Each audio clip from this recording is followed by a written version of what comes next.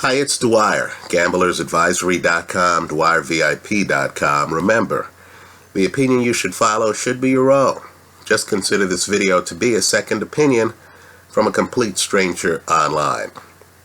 Now, I'm making this video not really because I want to, but because I have to. In response to a couple of recent videos that I made here online, many of you left comments where you accused a fighter of using steroids. Right? Steroids is an antiquated word. We'll call it performance-enhancing drugs. As we know, they can fall into many categories. Now, let me just say, understand the rumors are out there. I'm not here to dispel the rumors, right? I believe myself that there are many fighters, many elite fighters, who have cut corners in their preparation and who have used PEDs to prepare themselves for fights, and who have also used diuretics and weight-cutting drugs that aren't allowed to make weight for fights, right? I also believe that there are people who have used PEDs for stamina. In other words, these are PEDs that aren't really there for anabolic reasons, to build muscle, but they're really there for lung capacity reasons, to give yourself an opportunity to have more red blood cells, have more oxygen in your system, right? In an earlier generation, this was EPO. You now have drugs that do the same things, right? That pass through the system faster than EPO did.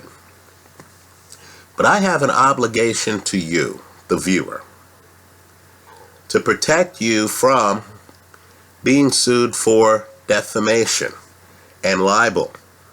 I understand we're using pseudonyms here on YouTube, right? People have YouTube names. They don't have their real names. But understand, if a professional athlete, and they have a lot more money than most of us, right? If a professional athlete wanted to track down the identity of one of my users who has accused them of using performance-enhancing drugs, chances are they'd be able to do so by subpoenaing YouTube's records. So I need the people here to be a little bit more clever.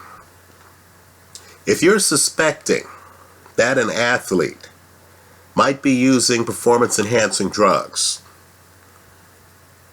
that's the way you need to couch it, right? You can't make statements of fact. You can't say this guy is using PEDs, right? What you can say legally, at least in the United States, and I understand the audience on YouTube, on the internet, is global, so you need to check the laws of your local jurisdiction, right?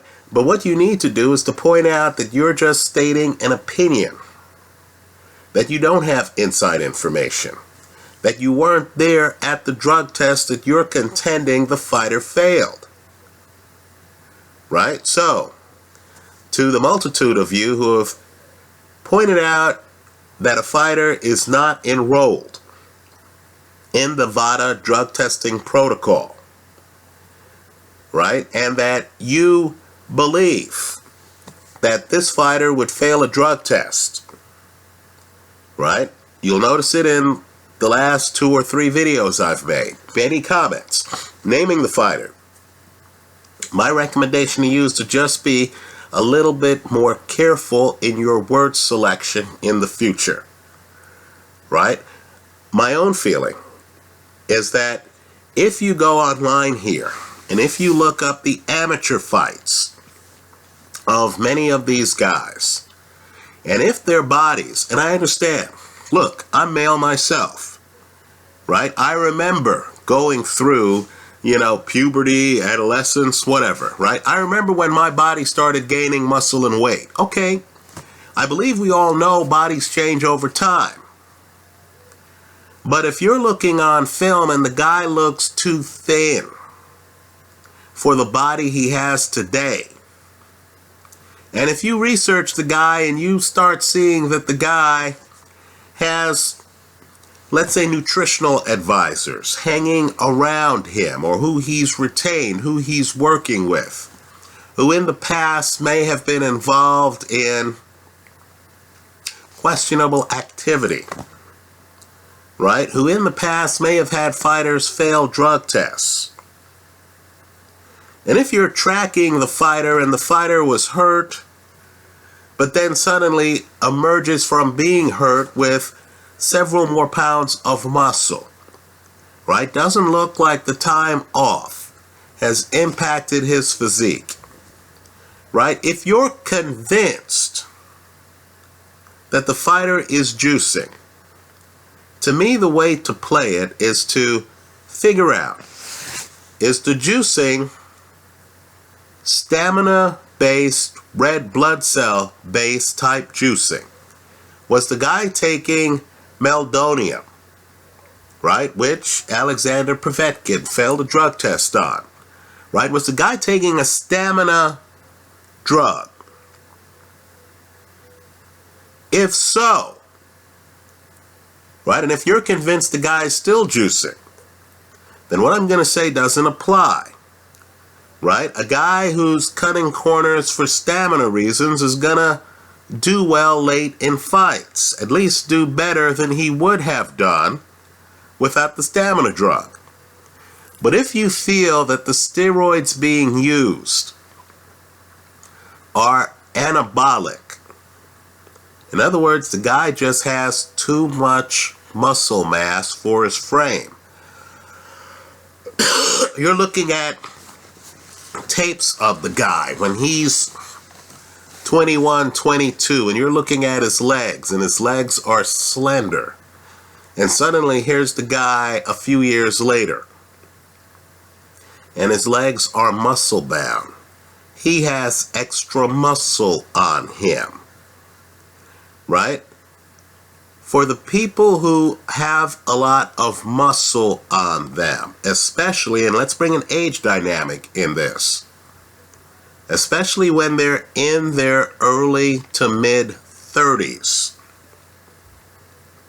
your feeling has to be, at least my feeling is, as someone who's been a baseball fan for years and who charted the careers of a lot of these players, what I found is that the muscle-bound PED user, as they get older, right, as they're in their 30s, in your 20s you're bulletproof, but in your 30s, you're more prone to injury.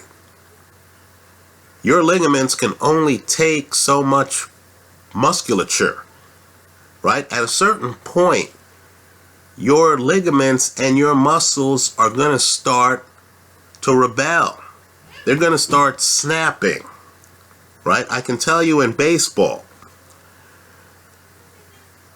some of the guys who I suspected of juicing started tearing muscles that I'd never heard of, right? To me, that's a tip-off to, let's say, artificial enhancement of your musculature, right? Let me also say, too, if you've hung around a gym that has juicers, you'll notice, too, that there's a mental component, right? Juicers lose their temper much faster than the rest of us, right? Something happens and you're like, oh, whatever, man. Right? To a juicer, suddenly that's a threat to them, right? They run hot and cold. These are the people who have problems talking to reporters, who, you're looking at them at a pre-fight publicity press conference, and the guy's a bit too invested in the press conference. The guy's taking minor comments too seriously. right? When you see that, you really have to question whether the guy has the temperament to handle himself if the fight gets rough and tumble in the later rounds. Let me say this too, and I don't say it lightly. I found that the guys who go anabolic, who add a lot of muscle mass, right? When they get tired all at once. There's a downside to juicing. So you'll see a guy, and he's like a train, right? He's going 100 miles an hour. He looks in perfect form. Then all of a sudden,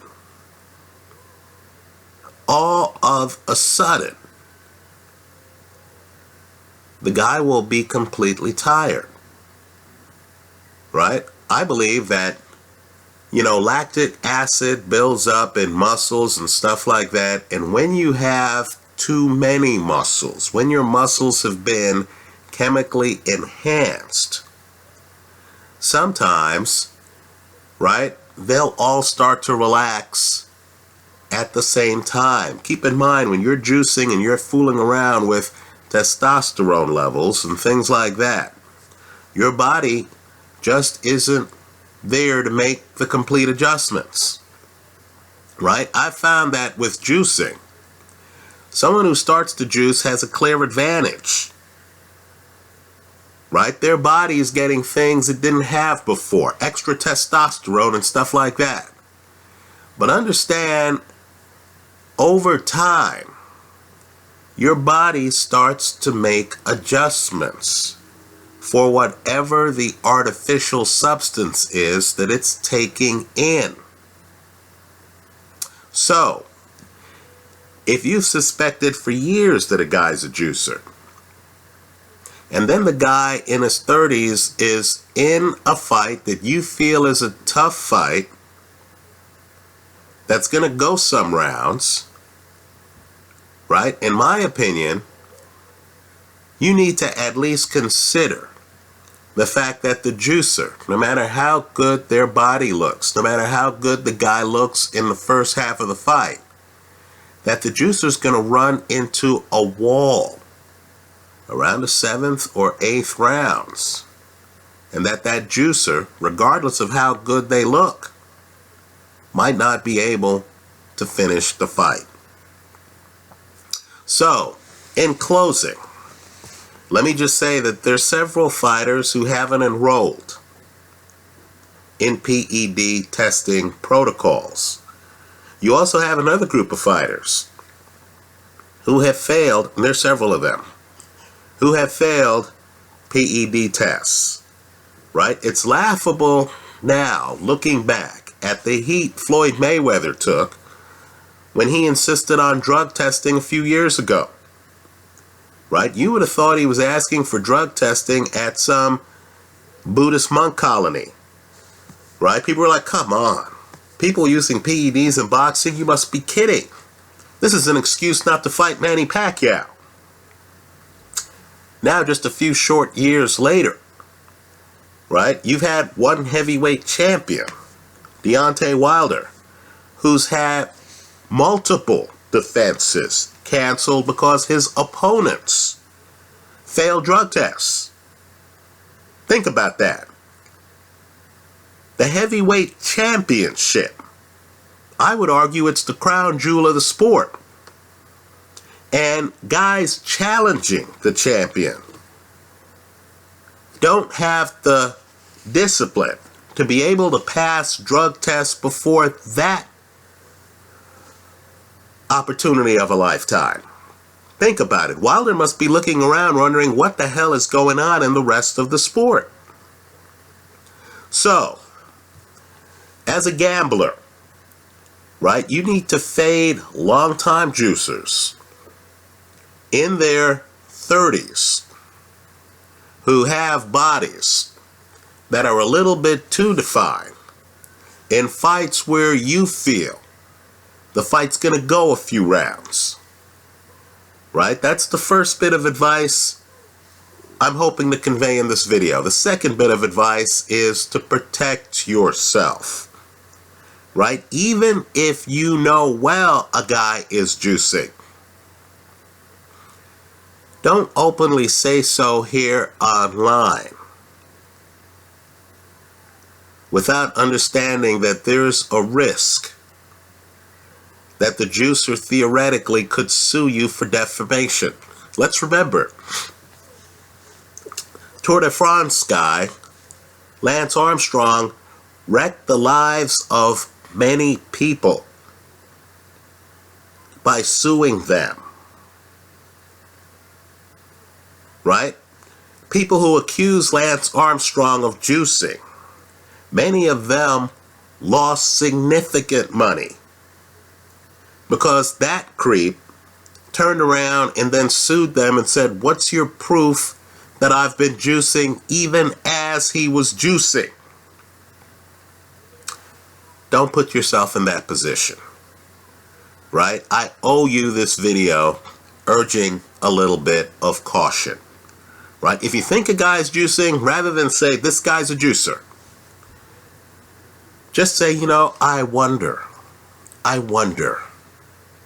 whether this guy is juicing, right? I know it doesn't sound like a big difference. Well, in the legal world, that is a big difference. Let me hear from you. I hope you leave your comments in the comment section to this video. Thanks for stopping by.